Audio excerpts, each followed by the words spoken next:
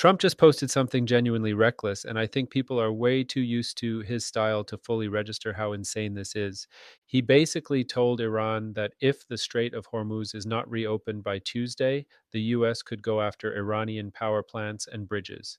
That is an unbelievable thing for a president to say in public during a crisis like this. He is talking about major infrastructure in one of the most volatile regions in the world, and he is doing it in the tone of a guy trying to sound hard online. The Strait of Hormuz is a massive global choke point. If it stays blocked, oil prices jump, shipping gets disrupted, markets get nervous, and the whole region gets pushed closer to a wider conflict. Everybody already knows the stakes are high.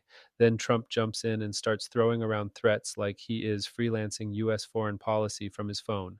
What jumps out to me is how familiar this pattern is.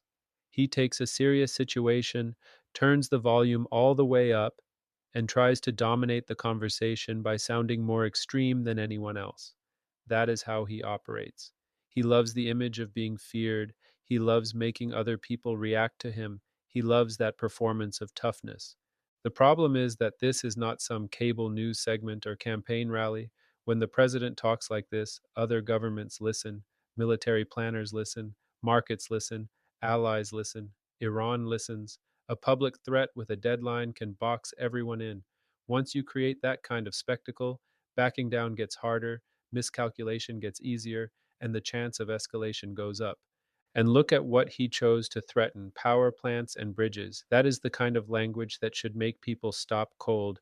We are talking about systems civilians rely on every day: electricity, transportation, basic infrastructure. Even if you are someone who wants a very hard line on Iran, you should still be asking why the president is blurting this out in a social media post like a guy trying to sound badass in front of his followers. Because that is really what this feels like. It feels performative, it feels impulsive, it feels like Trump wanting the clip more than the outcome.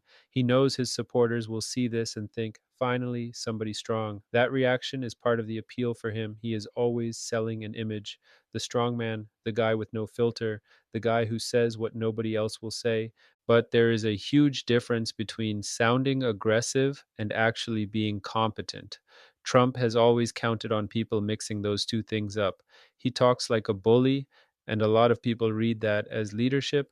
Meanwhile, the actual effect can be chaos, confusion, and a bigger mess for everyone else to clean up. He also has this habit of flattening every complicated issue into some cartoon version of dominance. There is never much room for restraint, diplomacy, or even basic discipline. It is always threats, humiliation, swagger, and escalation. He acts like the world is a room full of people waiting to be intimidated. Real conflicts do not work that way.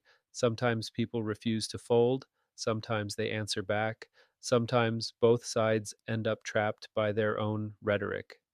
That is why this kind of post matters. A president should be lowering the odds of catastrophe, not raising them because he wants to look fearless.